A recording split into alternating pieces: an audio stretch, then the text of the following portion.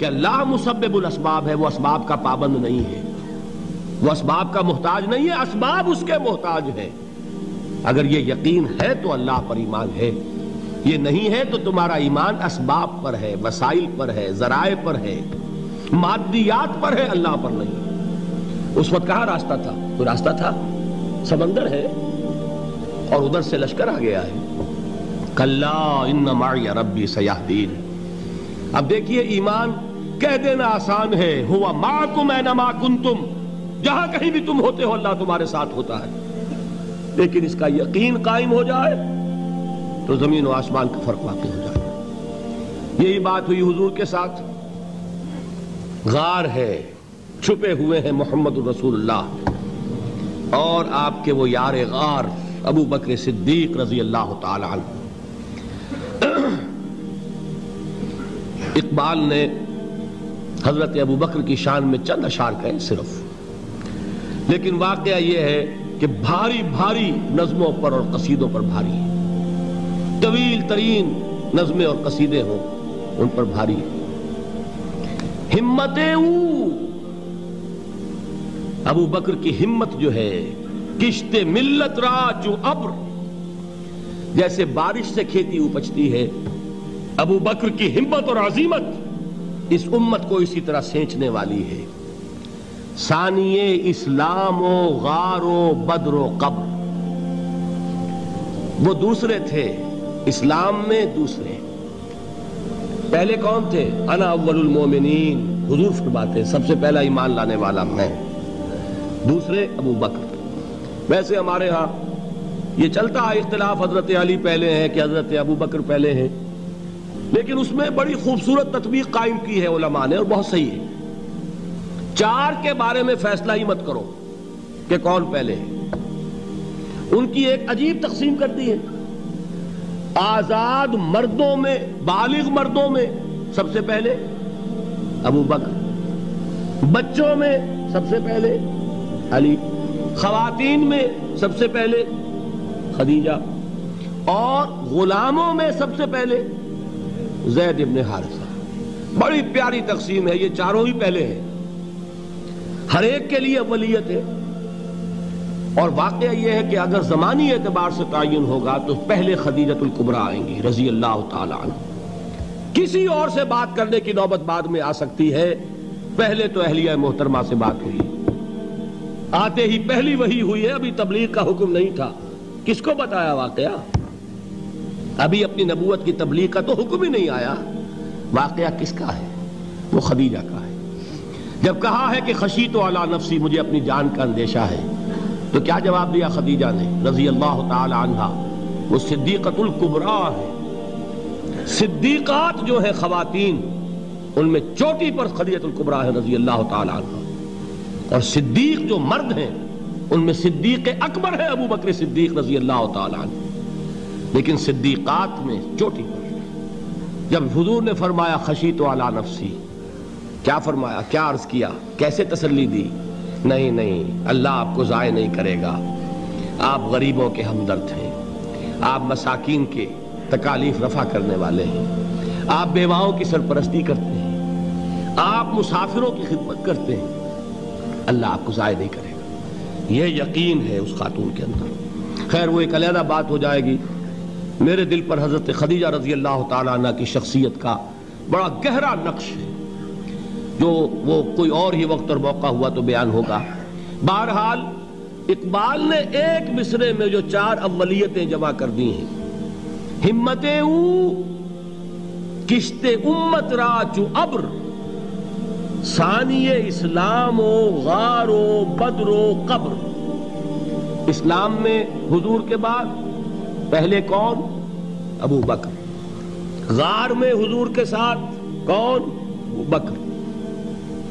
بدر کی رات اللہ کا رسول سربسجود وہ جھاڑ، وہ گھاس پھوس کی جو جھوپڑی بنائی گئی تھی، اور وہاں تلوار ننگی لے کر پہرا دینے والا کون؟ ابو بکر۔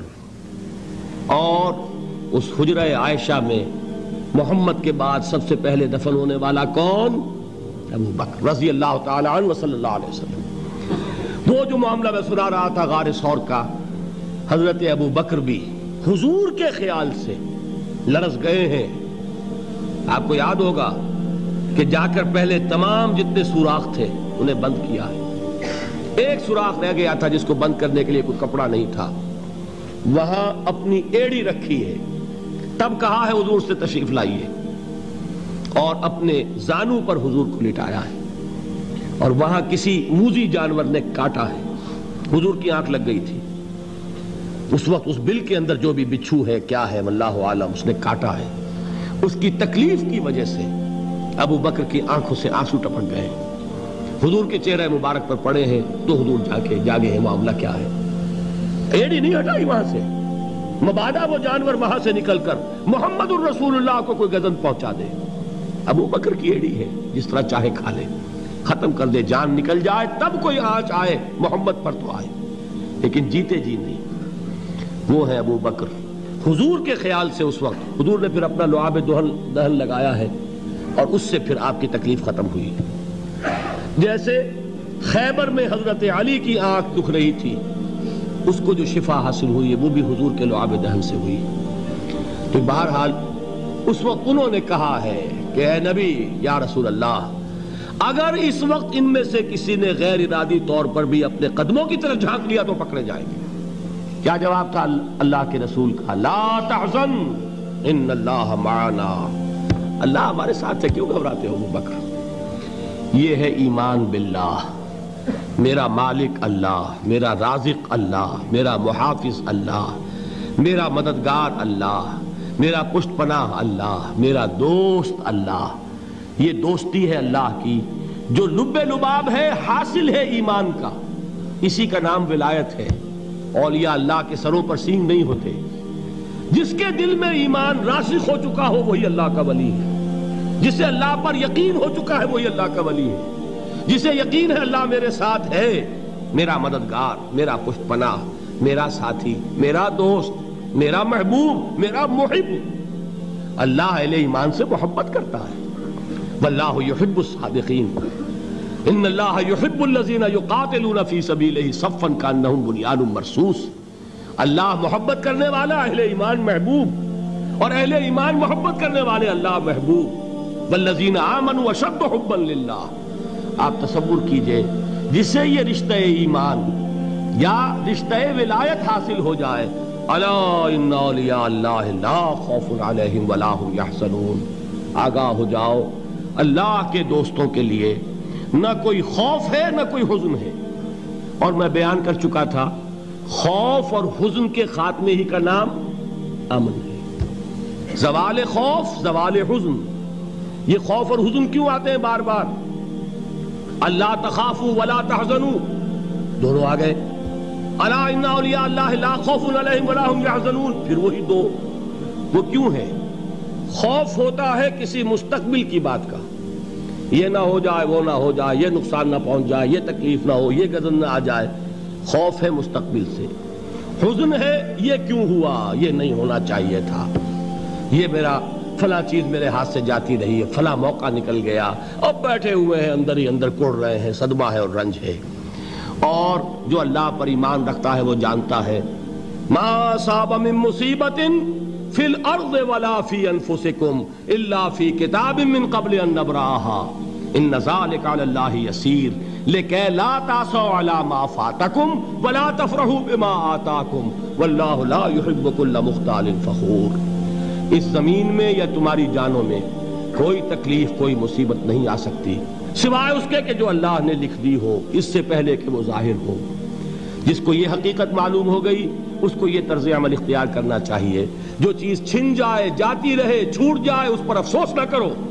کس نے چھینی؟ دوست نے. دوست کے فیصلے پر شکایت. دوستی کو بٹا لگا رہے ہو, سرے تسلیم خم ہے جو مزاج یار میں آئے. اگر دوستی ہے تو پھر تو تمہیں گردن جھکانی چاہیے کہ ہر چہ ساقی ماریخت عین الطافست, جو بھی میرا ساقی میرے پیالے میں ڈال دے اس کا کرم ہے. جو اس کی طرف سے آئے اس پر کوئی رنج نہیں, کوئی صدمہ نہیں, کوئی غم نہیں, کوئی شکایت نہیں, کوئی شکوہ نہیں. اور جو ہوگا وہ اس کے اذن کے بغیر نہیں ہوگا, اور اس کا اذن ہوگا تو یقیناً میرے لیے خیر ہی خیر ہے, چاہے وہ ناگوار شے ہو, بظاہر مجھے اچھی نہ لگ رہی ہو، میری شارٹ سائٹڈنس میں مجھے وہ نظر آ رہی ہے کہ میرے لیے بری ہے، لیکن قرآن نے کہا ہے عَسَىٰ أَن تَكْرَهُوا شَيْئًا وَهُوَ خَيْرٌ لَكُمْ وَعَسَىٰ أَن تُحِبُّوا شَيْئًا وَهُوَ شَرٌّ لَكُمْ وَاللَّهُ يَعْلَمُ وَأَنتُمْ لَا تَعْلَمُونَ۔ ہو سکتا ہے تم کسی چیز کو ناپسند کرو درحال ہے کہ اسی میں تمہارا خیر ہو، اور ہو سکتا ہے تم کسی چیز کو پسند کرو درحال ہے کہ اس میں تمہارا شر ہو۔ اللہ جانتا ہے، تم نہیں جانتے۔ جب مجھے یہ بات معلوم ہو گئی، میں نے اپنا معاملہ اللہ کے حوالے کیا۔ سپردم بے تو مایا خیش را تو دانی حساب کم و بیش را۔ اے رب، جو تو چاہتا ہے وہ ہو، تیرے علم میں جو شے میرے لیے خیر ہے وہ ہو جائے، میری کوئی پسند نہیں، میری کوئی چاہت نہیں، یہ ہے راضی برضائے رب۔ اکبر الہ آبادی نے اسے کہا ہے رضائے حق پہ راضی رہ، یہ حرف آرزو کیسا، خدا خالق، خدا مالک، خدا کا حکم تو کیسا۔ جب میں آ گیا بیچ میں، میری پسند، میری مرضی، میری خواہش، میری چاہت، یہی تو شرک ہے۔ ما شاء اللہ کان وما لم یشاء لم یکن، جو اللہ نے چاہا وہ ہوا، جو اس نے نہیں چاہا نہیں ہوا، اختیار اس کا ہے، میرا تو نہیں۔ رضائے حق پہ راضی رہ، یہ حرف آرزو کیسا، خدا خالق، خدا مالک، خدا کا حکم تو کیسا۔ اقبال نے اسے کہا ہے فارسی میں، اب آپ کہیں اس کا ترجمہ بھی کرو تو وہ مجھے ذرا اس وقت کچھ بہت ہی بدذوقی کسی بات نظر آئے گی۔ جائیے پوچھئے کسی سے جسے فارسی آتی ہو۔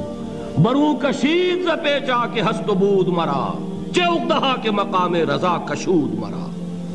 مجھے تو تمام پیچ و خم سے نکال دیا اس مقام رضا نے، میں راضی برضائے رب ہوں، جو فیصلہ اس کا میں اس پر راضی۔ تو کہاں کا حزن اور کس کا خوف، یہی زوال حزن اور زوال خوف، یہی ہے امن، یہ نتیجہ ہے ایمان کا۔ تو جان لیجئے یہ ہے لب لباب، یہ ہے حاصل ایمان کا۔ یہ ہے تو ایمان ہے، یہ نہیں ہے تو ایمان نہیں۔